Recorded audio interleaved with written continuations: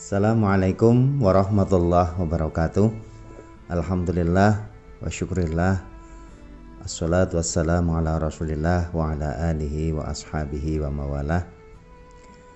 Para pecinta ziarah wali yang saya hormati, puji syukur kehadirat Allah Subhanahu wa taala yang telah banyak sekali memberikan nikmat kepada kita semua.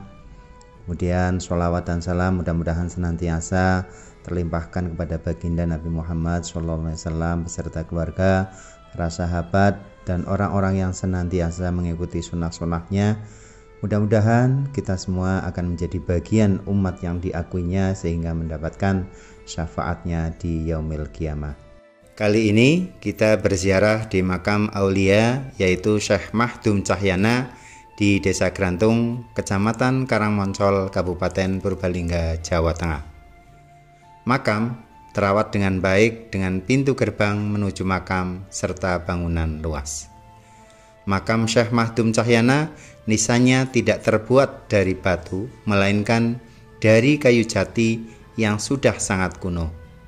Dan di sekitaran makam juga ada musola, lumbung padi, pendopo, dan tempat wudhu. Sedikit cerita dan sejarah Syekh Mahdum Cahyana. Dikisahkan Pangeran Nur Cahya dan Putri Aini adalah salah satu cucu dari Sunan Ampel dan merupakan putra dari Pangeran Agiana. Beliau bersama Putri Aini, yaitu kakak perempuannya, pergi untuk melaksanakan ibadah haji ke Tanah Suci Mekah.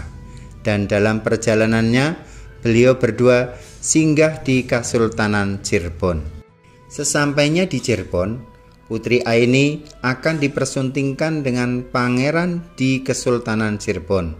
Tetapi beliau tidak mau dan akhirnya mereka berdua melarikan diri ke wilayah timur. Dalam perjalanannya, tanpa bekal yang cukup, keduanya masuk keluar hutan, berjalan ke arah timur dan kemudian meneruskan perjalanan ke arah selatan.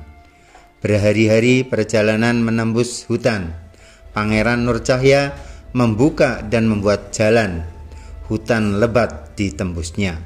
Tidak heran jika ia terkena duri di seluruh badannya. Luka terkena duri, menabrak miang, terantuk batu, dan jatuh tersungkur menjadi ujian baginya. Luka di seluruh tubuhnya menjadi koreng, kulit bernanah dan mengelupas di sana-sini. Pangeran Nur Cahya dalam keadaan penuh luka bersama Putri Aini sampai wilayah Cahyana atau Karangmoncol. Kemudian beliau berguru dan menjadi santri dari Pangeran Mahdum Wali Prakosa, penguasa Cahyana pada saat itu. Karena orang Cahyana melihat badan Pangeran Nur Cahya yang penuh luka, penuh dengan koreng, maka disebut Pangeran Nur Cahya Gudiken. Gudik adalah istilah untuk orang yang kulitnya menderita gatal. Ketika digaruk umumnya menimbulkan luka. Hal seperti itulah yang dimaksud gudikan. Setelah diangkat menjadi santri, Pangeran Nur Cahya mendapat julukan sebagai santri gudik. Santri gudik belajar keislaman di Masjid Pakiringan. Ia menjadi santri yang cakap, sopan, dan patuh pada guru. Pangeran Nur Cahya cakap dalam olah sastra dan kanuragan.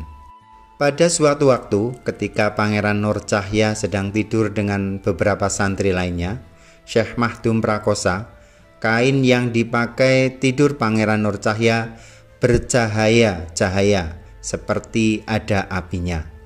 Wali Mahdum Prakosa berpikir bahwa Pangeran Nur Cahya bukan santri biasa atau keturunan orang biasa. Maka Pangeran Mahdum Wali Prakosa yang kemudian berkenan untuk menjadikannya sebagai menantunya.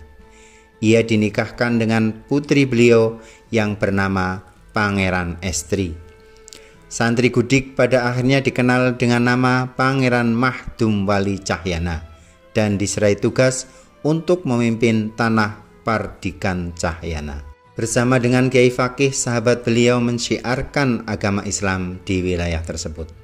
Dalam keseharian, Pangeran Wali Mahdum Cahyana dikenal sebagai orang yang memiliki keahlian luar biasa.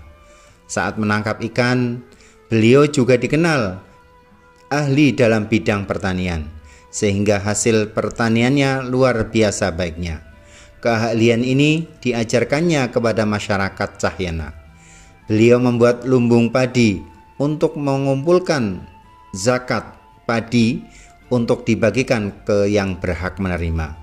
Karomah beliau yang secara tidak sengaja disaksikan oleh masyarakat Cahyana adalah beliau mempunyai ilmu rahasia untuk menghilang saat ada musuh. Lalu ketika membuat lantai rumah beliau, pergi ke sungai dengan membawa sepotong ranting daun waru yang dijadikan cambuk. Ia menggiring batu-batu kali yang berjalan bagai hewan ternak, lalu menyusun diri untuk menjadi lantai rumah.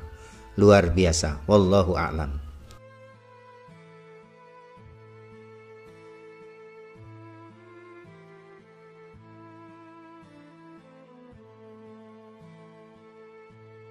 Syekh Mahdum Cahyana sangat berjasa bagi warga Cahyana karena selain mengajarkan tentang pendidikan agama, beliau juga seorang ahli dalam bertani.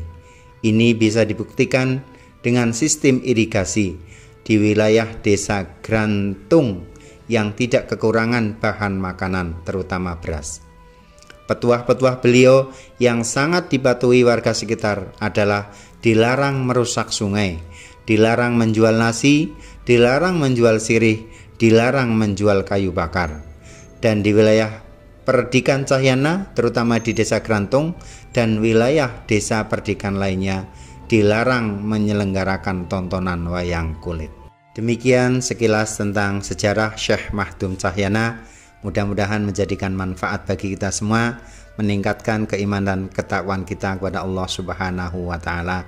Ada kekurangannya, mohon maaf. Allahul muwafiq ila aqwamit thoriq.